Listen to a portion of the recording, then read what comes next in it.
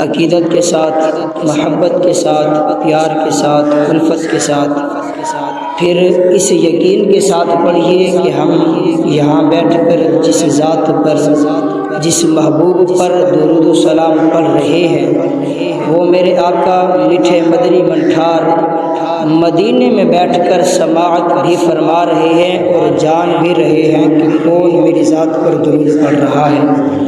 مل کے پڑھیے، الصلاۃ والسلام علیک یا سیدی یا رسول اللہ، الصلاۃ والسلام علیک یا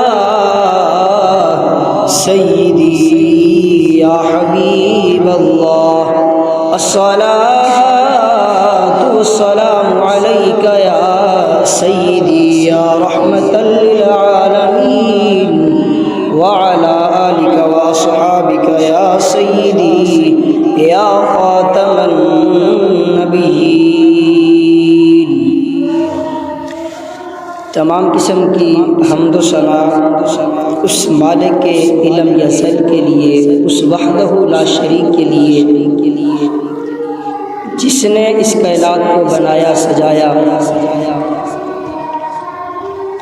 درود و سلام بحضور سرور کون و مکان، فخر دو جہاں، بے کسوں کے کس، بے سہاروں کے سہارا، نبی آخر الزمان حضور جانے جانا صلی اللہ تعالی علیہ وآلہ وسلم کی بابرکت ذات پر پیش کرنے کے بعد، سامعین و حضرات السلام علیکم ورحمۃ اللہ وبرکاتہ۔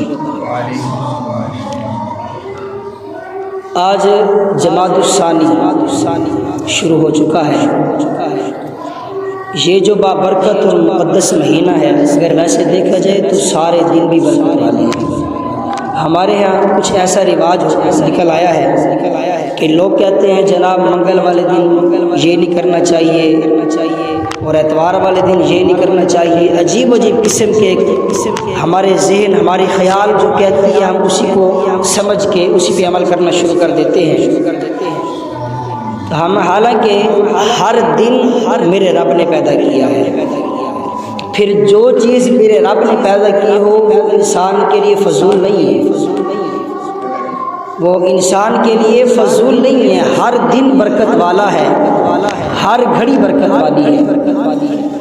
تو جمادی الثانی شروع ہے، میرا ارادہ تو تھا اور اللہ کے فضل سے، اللہ کے کرم سے الحمدللہ پچھلے 3 جمعۃ المبارک ہم نے معجزات مصطفیٰ پہ پڑھے سنے۔ آج کا جو ارادہ تھا وہ یہی تھا کہ تاجدار صداقت، یار غار، پھر یار میزان، حضرت سیدنا صدیق اکبر رضی اللہ تعالیٰ عنہ آپ کی شان میں نے سوچا تھا کہ 4 جمعۃ المبارک پڑھیں گے، پڑھائیں گے، لیکن چونکہ اب مسجد ہماری زیر تعمیر ہے اور پھر 2 جمعۃ المبارک سے ہمارے وقار بھی کھڑے ہوتے ہیں، ونڈوز کے لیے التجا کرتے ہیں، پھر اپنی ذات کے لیے نہیں مانگتے، اس وحدہ لا شریک کے نام پہ مانگتے ہیں، پھر گھر بھی اسی کا ہے۔ تو ہمارے ہاں یہ ہے کہ ایک بندہ تک کھڑے ہو کے اس نے حامی نہیں بھری کسی نے کہ جناب میں ونڈو لگا دیتا ہوں۔ اس لیے میں نے موضوع رکھا ہے کہ راہ خدا پہ خرچ کرنے کی فضیلت۔ آج کا جو جمعۃ المبارک ہے اس کو جو عنوان ہے وہ یہ ہے کہ راہ خدا پہ اگر خرچ کیا جائے تو پھر رب کائنات کیا عطا کرتا ہے انسان۔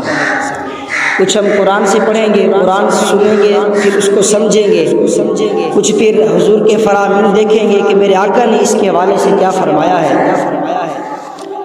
تو رب کائنات نے قرآن مجید فرقان حمید کے اندر ارشاد فرمایا، ما ذا الذی یقرض اللہ قرضا حسنا فیضاعفہ لہ ولہ اجر کریم۔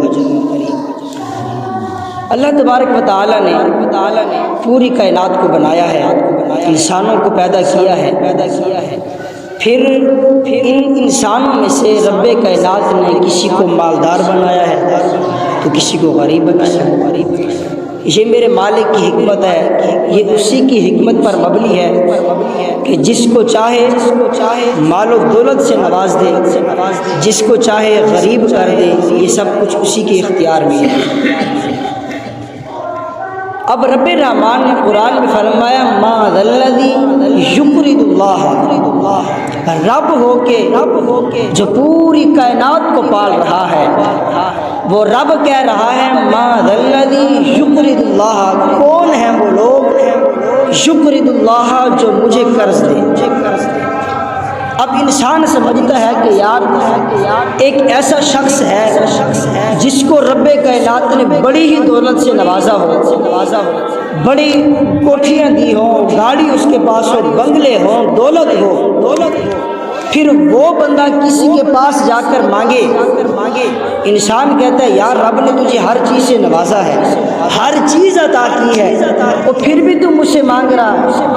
لیکن وہ رب پورے جہان کو پال رہا ہے، ہر کو عطا کر رہا ہے، دینے والا بھی وہی ہے، لینے والا بھی وہی ہے، لیکن وہ کہہ رہا ہے کون ہے وہ لوگ جو مجھے قرض دے۔ پھر قرض کیسا ہو؟ قرض حسنہ، یعنی اچھا قرض ہو، قرض حسنہ، اچھا قرض ہو۔ رب کائنات فرما رہا ہے کون ہے وہ لوگ جو مجھے قرض دیں اور وہ بھی قرض حسنہ عطا کریں۔ اب دیکھیے پھر یہاں پہ کچھ اب رب پہ کیسے ہم رب کو قرض کیسے دے سکتے ہیں اس کے بارے میں کیونکہ یہ انسان کی ایک فطرت ہے، انسان کی ایک طبیعت ہے، انسان کا ایک مزاج ہے کہ اب دیکھیے رب رحمان بھی انسان کے مزاج کے مطابق، فطرت کے مطابق، طبیعت کے مطابق بات کر رہا ہے۔ صدر الفاضل سید نعیم الدین مراد آبادی رحمۃ اللہ تعالی علیہ فرماتے ہیں کہ کیونکہ انسان کا مزاج ہے، اس کی طبیعت ہے، اس کی فطرت کے اندر یہ شامل ہے، انسان سمجھتا ہے کہ شاید اگر میں کسی کو ویسے کوئی چیز دوں تو ہو سکتا ہے وہ مجھے واپس نہ ملے۔ اب مثال کے طور پہ میں کسی سے اللہ کے نام پہ مانگوں، وہ کہے گا اگر میں قاری صاحب کو 200 دوں گا تو مجھے واپس نہیں ملیں گے، اگر میں جملہ یہ بول دوں کہ یار مجھے کچھ پیسے چاہیے بعد میں لے لینا، پھر وہ بغیر سوچے سمجھے دے دے گا، پتہ ہوگا واپس مل جائیں گے۔ اب انسان کی فطرت ہے، مزاج ہے، اگر انسان سے ویسے کوئی چیز لی جائے تو سمجھتا ہے شاید ملے یا نہ ملے، لیکن جب یہ کہا جائے کہ یار مجھے کچھ قرض دے دو، کچھ مجھے پیسے چاہیے وہ دے دو، میں نے اپنے کچھ معاملات خراب ہے میرے کو، میں نے سیٹ کرنے ہیں، آپ کو واپس کر دوں گا، تو وہ سمجھتا ہے کہ آپ مجھے واپس سے مل جائیں گے۔ اب رب کہتا ہے کہ انسان کی طبیعت کے اندر یہ شامل ہے، پھر اس لیے رب نے فرمایا اب جو مجھے قرض دے گا پھر وہ بھی قرض حسنہ، پھر رب ہمیں کیا عطا کرے گا؟ فرمایا فَيُضَاعِفَهُ لَهُ، میں اس کو ڈبل کر کے عطا کروں گا، میں اسے دگنا کر کے عطا کروں گا۔ پھر کرنا کیا ہے؟ جب اب ہم نے رب کو قرض بھی دے دیا، پھر ہمیں رب نے ڈبل ثواب بھی عطا کر دیا، ڈبل اس کو عطا کر دیا ہمیں۔ پھر اب آگے رب کیا فرماتا ہے؟ وَلَهُ أَجْرٌ كَرِيمٌ، رب فرماتا ہے پھر جب مجھے قرض دو گے میں تمہیں دگنا کر کے عطا بھی کروں گا، پھر اس کے ساتھ اجر جو ثواب ہے وہ عزت والا عطا کروں گا، کریم اکرام یعنی عزت والا عطا کروں گا۔ تو دیکھیے اب انسان سمجھتا ہے کہ رب کو ہم قرض کیسے دیں، اور رب نے قرآن پر رب تو کہہ رہا ہے کون ہے وہ لوگ جو مجھے قرض دیں، اب قرض دیں کیسے؟ وہ تو رب ہے، رحمان ہے، عرش کا مالک ہے، بیٹھا ہے، نہ اس کو کسی نے دیکھا نہ کسی نے اس کو دیکھا، نبی صرف میرے محبوب کے علاوہ کوئی نہیں دیکھ سکا میرے رب کو، لیکن میرے رب نے فرمایا کہ اے انسان، اسی کتاب کے اندر جو میرے پاس پڑھی ہے اس کتاب کے اندر ہے، حدیث قدسی ہے، حدیث نبوی وہ ہوتا ہے جو میرے آقا کے لب مبارک ہلے وہ فرمان بن جاتا ہے، جب رب کہے تو وہ حدیث قدسی بن جاتا ہے۔ حدیث قدسی ہے، رب رحمان نے فرمایا قیامت والے دن انسان سے کہے گا اے ابن آدم میں بھوکا تھا، تو نے مجھے کھانا کیوں نہیں کھلایا؟ اب انسان پریشان، اے میرے مالک تو رب ہے، تو تو سارے جہانوں کو پالنے والا ہے، تو کیسے بھوکا بن سکتا ہے، بھوکا ہو سکتا ہے؟ تو انسان پریشان ہو کے جب سوال کرے گا تو رب فرمائے گا تیرے دروازے پہ ایک شخص آیا تھا، یا تیرا پڑوس جو تھا وہ بھوکا تھا، اس کے پاس کھانا نہیں تھا، اگر تو اس کو کھانا کھلاتا تو میں رب کو اس کے پاس پاتا۔ پھر آپ فرمائے گا اے ابن آدم میں مریض تھا تو میری عیادت کے لیے کیوں نہیں آیا؟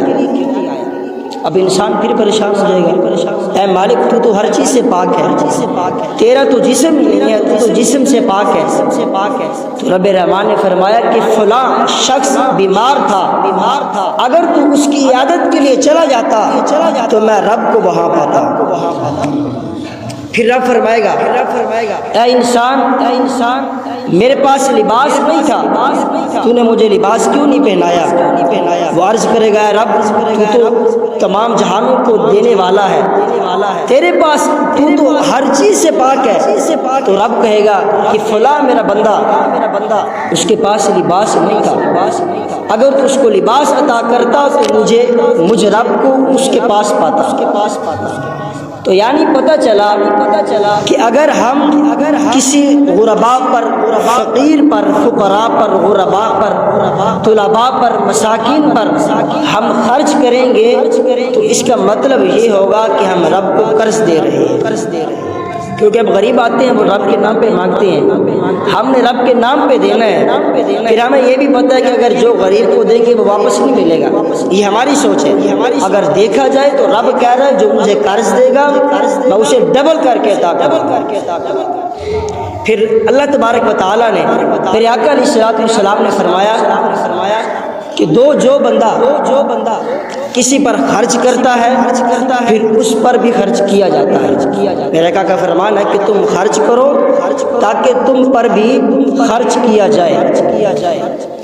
اب ایک اور بات ذہن رکھیے کہ آپ فلاحی دینی کام ہے، اور آج کل کا جو معاشرہ ہے نا اس کے اندر انسان بہت اگر رب کے نام پہ دینا پڑ جائے نا تو بڑی احتیاط کرتے ہیں، بڑی ہی احتیاط کرتے ہیں کہ یار اگر میں اتنے پیسے رب کے نام پہ دے دوں گا تو پھر میرا فلاں کام رک جائے گا، یہ ہو جائے گا، وہ ہو جائے گا، تو بڑی احتیاط سے اس کو استعمال کرتا ہے۔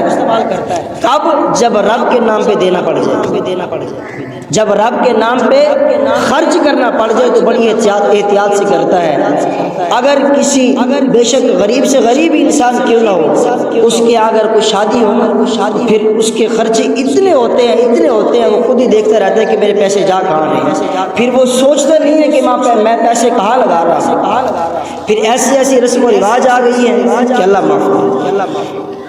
ہم ایک سنت ادا کر رہے ہوتے ہیں، شادی کرنا سنت ادا کر رہے ہوتے ہیں، لیکن اس کے اندر جو رسم و رواج ہوتے ہیں وہ سارے انگریزوں والے۔ تو اس لیے میرے آقا علیہ الصلوۃ والسلام نے فرمایا تم خرچ کرو تاکہ تم پر خرچ کیا جائے۔ پھر اسلام نے بہت سارے مواقع رکھے ہیں غرباء پر، فقراء پر، یتیموں پر، مسکینوں پر خرچ کرنے کے۔ اب دیکھیے رب کائنات نے ہر وہ شخص جو صاحب نصاب ہے اس پر میرے رب نے زکوٰۃ فرض کر۔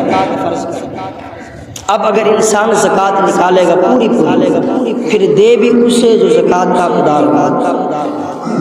اب جس کو جو زکوٰۃ کے حقدار ہوتے ہیں آپ اس کو زکوٰۃ ادا کریں گے پھر اس کے کئی کام بہتر ہو جائیں گے۔ زکوٰۃ کا موقع رکھ دیا، پھر رمضان مبارک آیا، اس میں میرے آقا نے، میرے رب نے صدقہ فطرانہ رکھ دیا تاکہ جو امیر ہیں، جو غریب ہیں وہ بھی امیروں کے ساتھ مل کر عید کی خوشیوں میں شامل ہوں۔ اسی طرح جب فصل کا موقع آتا ہے تو رب کائنات نے عشر رکھ دیا کہ عشر نکالو۔ اب ہمارے ہاں یہ ہوتا ہے، لوگوں کا یہ ذہن ہوتا ہے کہ جب گندم کا موسم ہو یا مکئی کا موسم ہو یا کپاس کا موسم ہو، کوئی بھی فصل تیار ہو جاتی ہے تو ہمارے ہاں جو دیہات والے جٹ ہوتے ہیں نا کسان، وہ یوں کرتے ہیں کہ کوئی آ جاتے ہیں نا ریڑھی پہ مانگنے والا، ان کو دو تین مکے بھر کے دانے کے دے دیے، مکئی کے دے دیے، اب بھی ہمارا عشر نکل گیا۔ اب حالانکہ مکمل عشر جو ہوتا ہے وہ نکالنا پڑتا ہے، ایک مکھ سے عشر تھوڑی ادا ہوتا ہے۔ اب آپ خود سوچیں 1 کلہ ہو یا 2 کلہ ہو، آپ ایک بوری بھر کے جاتے ہیں بیج کی، صرف ایک بوری پوری زمین کے اندر کھلار کے آ جاتے ہیں، پھر آپ وہ بوری خالی اٹھا کے گھر واپس آتے ہیں۔ جب فصل پک جاتی ہے، تیار ہو جاتی ہے، رب کائنات ایک دانے کے بدلے کئی دانے تمہیں عطا کرتا ہے۔ کبھی یہ سوچا کہ یار ہم نے ایک گٹو بھرا تھا بیج کا، فصل کے اندر ڈالا، رب کائنات نے ہمیں اتنے دانوں دیے، ایک سیٹی میں ایک سیٹی میں اتنے دانے عطا کر دیے، پھر ایک بوری نہیں پھر کئی بوری ہم بھر کے وہاں زمین سے اٹھا کے گھر لے کے آ رہے ہوتے ہیں۔ اگر اسی کو عشر کا کہا جائے تو نہیں جی، زمین کے بڑے اخراجات ہیں، پانی کے بڑے اخراجات ہیں، وہ نکالیں یا عشر نکالیں؟ بھائی سب سے پہلے عشر ہے، عشر نکالیں گے تو سارے معاملات ٹھیک ہو جائیں گے۔ تو اسی لیے اس پر بھی ہمیں کوشش کرنی چاہیے، جب ہم عشر نکالیں گے، عشر مکمل ادا کریں گے، تو جو غریب لوگ ہیں وہ ہمارے غلے میں، ہمارے اناج میں، تمہاری گندم میں، تمہارے چاول میں، تمہاری سبزی میں برابر کے شریک ہوئے۔ اسلام نے بہت سارے مواقع رکھے ہیں، بہت ساری چیزیں رکھی ہیں کہ انسان ہر موقع پر اگر خرچ کرے تو غرباء پر آسانی ہوگی۔ اب ہوتا کیا ہے، انسان کو فطرتاً مال سے بڑی محبت ہوتی ہے۔ یہ فطرتاً میں بات کر رہا ہوں کہ انسان کو اپنے مال سے بڑی محبت ہوتی ہے، بڑی محبت کرتا ہے مال سے۔ وہ کہتا ہے کہ میں اتنا عرصہ پردیس کاٹ کے، مشکلات برداشت کر کے میں نے یہ مال اکٹھا کیا ہے، اب میں اسے رب کی راہ میں دے دوں۔ بھائی رب خود کہہ رہا ہے کہ میرا حصہ نکالو۔ اب جو رب تمہیں عطا کر رہا ہے کیا وہ لے نہیں سکتا؟ اگر لینے پہ آئے، کیونکہ وہ قرآن کا فیصلہ نہ، جسے چاہے عزت دے، جسے چاہے ذلت دے۔ رب تو ایسا ہے، اگر بادشاہ کو میرا رب فقیر بنا سکتا ہے، فقیر کو میرا رب بادشاہ بنا سکتا ہے، وہ تو ایسی ذات ہے، اس سے کون پوچھنے والا ہے؟ تو انسان کو فطرتاً مال سے پیار ہوتا ہے، فطرتاً مال سے محبت ہوتی ہے، تن کا کر کے وہ اپنے مال کو اکٹھا کرتا ہے، لیکن رب کی راہ میں دینے سے گریز کرتا ہے۔ بھائی رب کی راہ میں دیا کرو، جب رب کی راہ میں دو گے، کچھ ایسی چیزیں ہوتی ہیں جو ظاہری ہماری آنکھیں نہیں دیکھ رہی ہوتی، لیکن اس رب کا فضل اتنا ہوتا ہے، اس رب کا کرم اتنا ہوتا ہے کہ ہمیں پتہ ہی نہیں ہوتا کہ یہ آ کہاں سے رہا ہے۔ اس لیے میرے آقا علیہ الصلوۃ والسلام کا فرمان نشان ہے کہ تم خرچ کرو تاکہ تم پر خرچ کیا جائے۔ پھر ایک دوسری روایت میں ہے، میرے آقا حضور رحمت عالم صلی اللہ علیہ وآلہ وسلم نے ارشاد فرمایا، یہ صحیح مسلم میں لفظ موجود ہے، میرے آقا نے فرمایا صدقہ دیا کرو، صدقہ دینے سے مال کم نہیں ہوتا، صدقہ دینے سے مال کم نہیں ہوتا۔ اب مثال کے طور میں انسان کے بینک بیلنس میں 1 لاکھ پڑاؤ، اگر وہ 1 لاکھ میں سے 5,000 نکالتا ہے تو اس کو میسج آ جائے گا کہ آپ کی بقایا جو ہے وہ 95,000 باقی ہے، ٹھیک ہے۔ اب کوئی بھی ایسا معاملات تو دراز پہ رکھے ہوں، گن کے پیسے بھی 1 لاکھ پڑے، اگر ان میں سے 5,000 نکال کے ہم نے کسی غریب کو دے دیے، یا رب کا گھر تعمیر تھا، ہم نے مسجد میں جا کر رب کے گھر کی خدمت کر دی، اب ہمیں تو پتہ ہے کہ 1 لاکھ دراز میں تھا، 5,000 نکالا، 95,100 بقایا ہے، 95,000 بقایا پڑے ہیں، لیکن میرے محبوب کیا فرما رہے ہیں کہ جب تم صدقہ دو گے، رب کی راہ میں خرچ کرو گے، تمہارا مال کم نہیں ہوگا بلکہ اور بڑھے گا۔ صدقہ دینے سے تمہارا مال کم نہیں ہوگا، یہ میرے آقا کا فرمان ہے۔ کائنات کے سب سے سچے انسان، صادق اور امین نبی، جن کو کفار نے بھی صادق اور امین نبی مانا، ان کا فرمان ہے۔ آج ہم حضور کے غلام تو کہتے ہیں کہ ہم حضور کے غلام ہیں، لیکن جب سرکار کے فرمان کی بات آ جائے، جب سرکار کا حکم آ جائے تو پھر سن بھی لیتے ہیں، مان بھی لیتے ہیں، لیکن اس پر عمل نہیں کرتے۔ عمل کرنے میں ہماری جو پوزیشن ہے وہ بالکل زیرو ہے۔ جب سرکار سے محبت کا نتیجہ ہمارا یہ ہے تو پھر کیا سرکار ہمارے کام آئیں گے؟ دنیا کا قاعدہ تو یہ ہے، دنیا کا قانون تو یہ ہے کہ اگر انسان کے کام آئے تو ٹھیک ہے، اگر نہیں تو بھی ٹھیک ہے، تو اپنی جگہ ہم اپنی جگہ، لیکن یار قبر میں وہ کام آئیں گے۔ آج اگر ہم ان کا فرمان بھی سن لیتے ہیں، مان بھی لیتے ہیں، لیکن عمل نہیں کرتے۔ میرے آقا کا فرمان ہے کہ جس نے صدقہ دیا، صدقہ دینے سے مال کم نہیں ہوگا۔ پھر آگے کیا فرمایا میرے آقا علیہ السلام نے فرمایا معاف کرنے سے، معاف جب انسان کرتا ہے تو اس کی عزت میں اضافہ ہو جاتا ہے۔ پھر آگے فرمایا جو رب کی رضا کی خاطر جھک جائے، رب اسے اور عزتوں سے نوازے گا۔ پھر ایک مرتبہ سرکار علیہ الصلوۃ والسلام کے سامنے حضرت اسما بنت صدیق رضی اللہ تعالی عنہ آپ رب کی راہ میں خرچ کر رہی تھی، اور آپ کے خرچ کرنے کا انداز یہ تھا کہ آپ گن گن کے نا رب کی راہ میں دے رہی تھی۔ میرا آقا موجود تھے، میرا آقا دیکھ رہے تھے۔ میرا آقا علیہ الصلوۃ والسلام نے جب یہ دیکھا فرمایا اے اسما، رب کی راہ میں گن گن کے نہ دیا کرو، رب کی راہ میں گن گن کے نہ دیا کرو بلکہ بے حساب دیا کرو۔ اگر تم رب کی راہ میں گن گن کے دو گے تو پھر رب بھی تمہیں گن گن کے دے گا۔ کیا فرمایا کہ رب کی راہ میں جب دیا کرو تو پھر بنا گنے عطا کیا کرو، بنا گنے دیا کرو رب کی بارگاہ میں، تو پھر رب بھی تمہیں بغیر گنے عطا کرے گا۔ تو ہمارے یہاں کچھ ایسا بھی ہوتا ہے کہ جب انسان پر پریشانی آ جاتی ہے، مصیبتیں آ جاتی ہیں، مشکلات آ جاتی ہیں، پھر کہتا جی یار وہ صدقہ کرو، جاؤ مسجد بن رہی ہے جا کر ادھر بھی کچھ دے آؤ، ہو سکتا ہے صدقہ دینے سے میری مصیبت سے، میری پریشانی، میری بیماری ختم ہو جائے۔ اور بھائی جب رب نے تجھے صحت والی زندگی عطا کی تھی، مزہ تو تب تھا اس وقت اپنے ہاتھوں سے جا کے رب کی بارگاہ میں دیتا، رب کی راہ میں خرچ کرتا، پھر رب تمہیں اور عطا بھی کرتا اور صحت والی مزید زندگی عطا کرتا۔ اس لیے ان خیالات سے اپنی مزاج، اپنی فطرت، اپنی زندگی کو ذرا بدلو۔ اسلام ہمیں کیا کہہ رہا ہے؟ اسلام بڑا روحانی مذہب ہے، ہر چیز ہمارے سامنے ہے کہ انسان پر حقیقت ہے۔ میرے آقا علیہ الصلوۃ والسلام نے فرمایا اگر میرے پاس احد پہاڑ کے برابر بھی سونا ہوتا، اب جنہوں نے احد پہاڑ کی زیارت کی ان کو پتہ ہے احد پہاڑ کے برابر دونوں جہانوں کے سردار وہ فرما رہے ہیں کہ اگر میرے پاس احد پہاڑ کے برابر سونا ہوتا تو میں وہ بھی رب کی راہ میں خرچ کر دیتا۔ آج انسان کے پاس تھوڑے سے